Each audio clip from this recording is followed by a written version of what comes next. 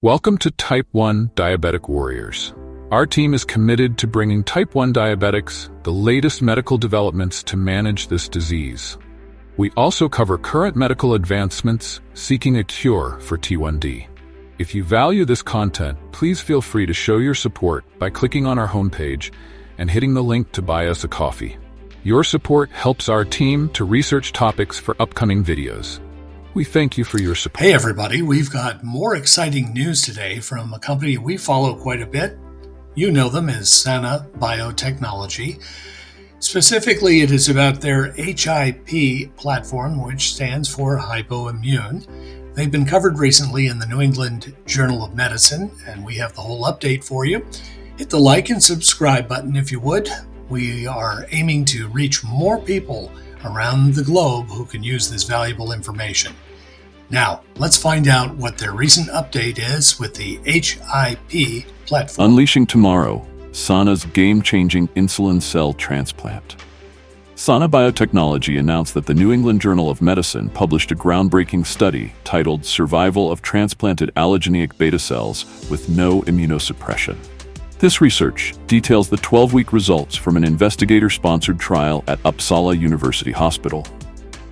In the trial, UP421, a human pancreatic islet cell therapy using Sana's Hypoimmune technology, was successfully transplanted into a 42-year-old patient with type 1 diabetes without the need for immunosuppressive drugs.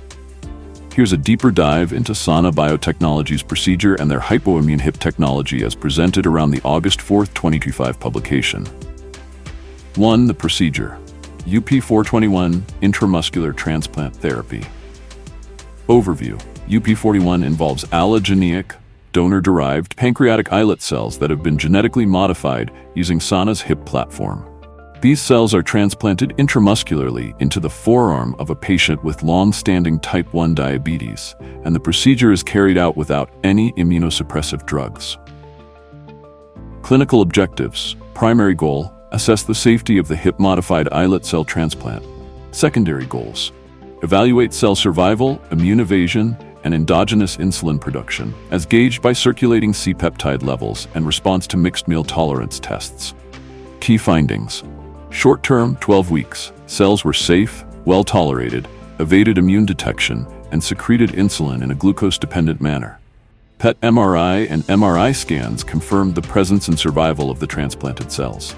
Extended follow-up, 6 months. Continued cell survival with persistent C-peptide production and responsive insulin secretion during MMTTs. No adverse immune reactions or safety issues observed. 2. The HIP, Hypoimmune technology. Let's have a detailed look. Sana's HIP platform is at the heart of this breakthrough. It enables transplanted cells to evade immune detection and rejection without the need for immunosuppression. Mechanisms of immune evasion. HIP cells are engineered to downregulate MHC proteins, reducing visibility to T cells. They also upregulate don't eat me signals like CD47, helping them avoid being engulfed by immune cells. Platform flexibility and scalability.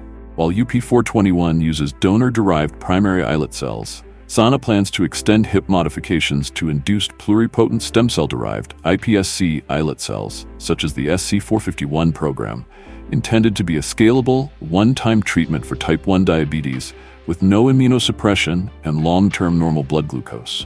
Based on Sana's August 4, 2025 announcement and the broader context of their T1D program, here's what's next for them. 1. Expanding the UP421 trial.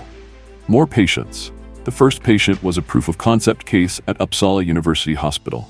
Sana and collaborators plan to enroll additional participants to confirm safety, durability, and consistency across different immune backgrounds. Longer follow-up. The patient will be monitored for at least 1 to 2 years to confirm long-term cell survival, stable insulin secretion, and no delayed immune attack. 2. Moving from donor to scalable cell sources. UP421 equals donor-derived islet cells, finite supply. SC451 equals stem cell-derived islet cells, virtually unlimited supply. HIP engineering will be applied to iPSC-derived islet cells so Sana can manufacture large batches for off-the-shelf use. Preclinical SC451 work is already underway. First-in-human trials could follow once UP421 safety is firmly established. 3.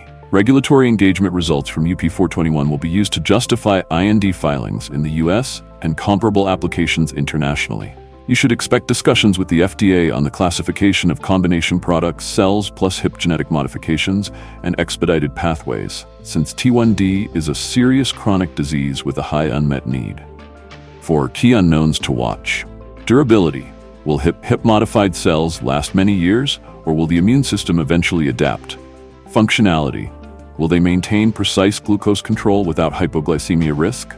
Scalability. Will the HIP modifications translate as well to stem cell-derived sources as they do to donor islets? If UP421's next patients show similar success and SC451 enters human trials, Sana could be on a path toward the first commercially viable immunosuppression-free cell therapy for T1D, a major shift from transplant centers to potentially broad outpatient use. Type 1 Diabetic Warriors is very excited about this development and Sana's laser focus on making this technology work for diabetics worldwide. Very exciting potential here as I see it if you combine the HIP technology that Sana has devised along with these iPSC cells. And by doing that, you have potentially an endless supply of cells and you no longer have to look for donor cells. So you've got an infinite supply, and that could be extremely effective in finding the cure for type 1 diabetes. I hope you found this enlightening. I certainly did. And again, I think they're going to try and get clinical trials, human clinical trials here going, probably in a couple of years or within a couple of years, and then a couple of years to follow them, track them, make sure there are no problems, make sure the cells don't die, make sure that people stay healthy. So potentially you're looking at a potential cure by 2030 if everything goes well. Let's pray, okay? We'll have another great video for you here. A lot of interesting topics coming up, and you keep it here with us at Type 1 Diabetic Warriors for everything Type 1 diabetes related. Until then, my name is Jim. We'll talk again soon. Bye for now.